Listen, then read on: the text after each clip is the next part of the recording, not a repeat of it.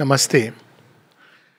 So, basically, the question is that am I saying that all this pandemic is only a mind thing? No, I am not saying that it is only a mind thing. There is nothing which is only a mind thing, there is nothing which is only a material thing, and there is nothing which is only a spiritual thing. We are embodied beings, meaning thereby there is matter.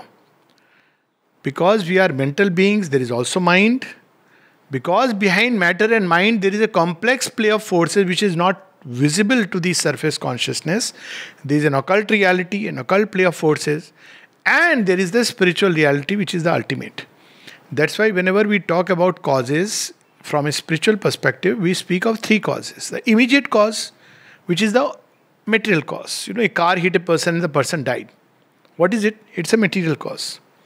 Now, behind the material immediate cause, there is a intermediate causes, which is a complex play of forces.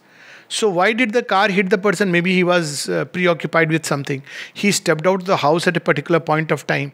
Maybe it was little early, little late, he would have avoided. The man who was coming from the other side was drunk. So many other intermediate causes. And many other behind it. Why was he drunk? If you start tracing it, why was he preoccupied with something else? So you will end up in a whole world. That's how destiny is woven. Say a person who is preoccupied and was driving and got hit. Was it a tendency in him to be preoccupied? Was he lacking attention? Was he not able to focus himself? So what was behind it? Was it a restless vital? What was behind restless vital? There is a whole play of forces that make the vital restless. So you see, there are plenty of things inside. And on top of it, there are forces which are adverse and hostile. They just enjoy this drama of pain and suffering. They blindfold our eyes. So there is a range of intermediate causes. And then finally, the ultimate cause will be spiritual, because everything comes ultimately from the divine. So and divine uses everything for man's progress. Now when you look at it with regard to the pandemic, there is a material reality. What is that material reality? A protein or a little molecule or a RNA, whatever you want to call it. So the whole effort right now is to destroy that material reality. You know what it is like in the Mahabharata when you see read the story, and you must have seen the serial, that when Arjuna is fighting with Dronacharya, both are equally strong. So you can't beat directly. So what he does is he tries to destroy the chariot. So when he destroys the chariot, Dronacharya comes down. What does he do? He takes another chariot. Destroying a chariot is not destroying the reality, occult reality behind it. That's why sometimes you have to destroy the chariot, but you must understand that doesn't make you immune unless you also tackle the occult one. That's exactly what happened during the Second World War. When mother was asked, oh, now Hitler is gone, very good, now the world will be free. She said, no.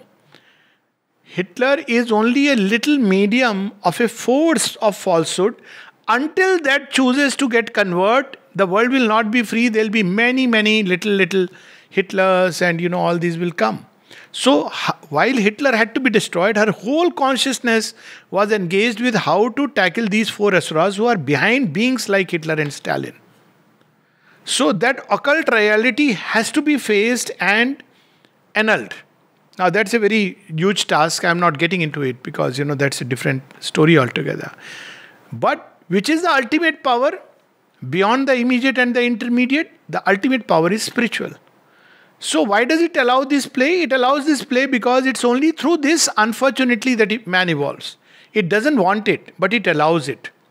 It's not that divine wants us to suffer or go through pain and is very happy that, see, now these people will understand what suffering means and they will pray to me. No, not at all. Divine wants us to blossom like a flower beautifully, without the least pain or suffering. But we don't want that. We don't even listen to the divine.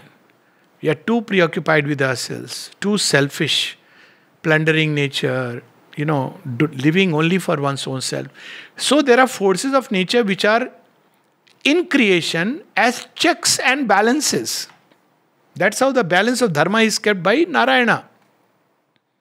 So in that process, when we have plundered nature, nature retaliates. And many such things.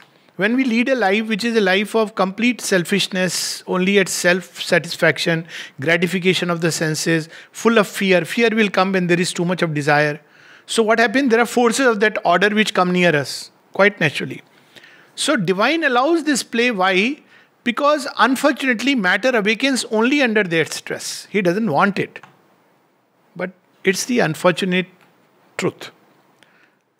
But at the same time, at any given point of time, you can awaken to that truth. Take refuge in the divine and say, I am yours. I abandon myself to you. Yes, I have been in a life of ignorance. Awaken me to the light. Then there is a direct intervention cutting through all the layers of all the forces, because that is the original force. It withdraws the sanction given at some point of time to all these forces, and all these forces become powerless to touch a person who is surrendered to the divine. But the part is that unfortunately, if all our life we have been surrendered to desires and fear, when the time comes, then it's very difficult. But yet if one can do, it is called Arth Prarthana. The Gita says that if you pray to the divine as an Arth, and I have seen it works, I have seen in my life itself few times, it can change fixed destiny completely. Because then you are calling for the intervention. But if we have lived all our life, with crutches on doctors and lawyers and all these, my friends and WhatsApp, suddenly one day you are faced with virus and you say, I had heard that you surrendered to the divine, and you suddenly say, oh, with Arth feeling you can't have that. You have to prepare yourself. That's why when people who live a life of a certain kind, they are, people often say, why do people practice spiritual things? Of course, spiritual practices are not meant only for safeguarding yourself. But if you have lived that kind of life, then it's so easy to connect with the highest power. But if one has never tried to connect, it's like you have never called a friend. See, forming relation with the divine is a two-way process. Divine, from his side, he is doing it for everybody. But have we really done our side of the story? Otherwise, we won't even know. That day, that moment, the doubt will come. I am calling him like Durga. Is it okay? Or shall I call Kali? Is this mantra okay? Or is that mantra needed? Because we have never formed the relation from our side. So, as a result, during that time, there is restlessness and confusion. And hence, that prevents the divine intervention, because we are a prey to these forces. So, what is all this teaching us? This is teaching us ultimately to turn back to the origin. So, there is a material reality, but it is not the only reality. Until you tackle the whole range of forces behind, which needs an enormous development of science. It's a science, occult science. One day, science will enter into that domain. Probably it's already entering. The energies and all that. You cannot make things immune. See what is happening now. Now the virus has changed its strain. How? In fact, the other day I was surprised. A top doctor is saying, the virus is a battle of man against the virus, and the virus has mutated himself. Ask him, how did the virus mutate himself? Is virus a conscious, intelligent being that it decided, okay, let me mutate itself? It is the forces which are using the virus. They change, tweak the RNA. And you have now a new strain, and do what you may, it has its own way. So ultimately it is pushing mankind to either to understand the complex play of forces, which is not easy, or to rely only on the one, on the origin.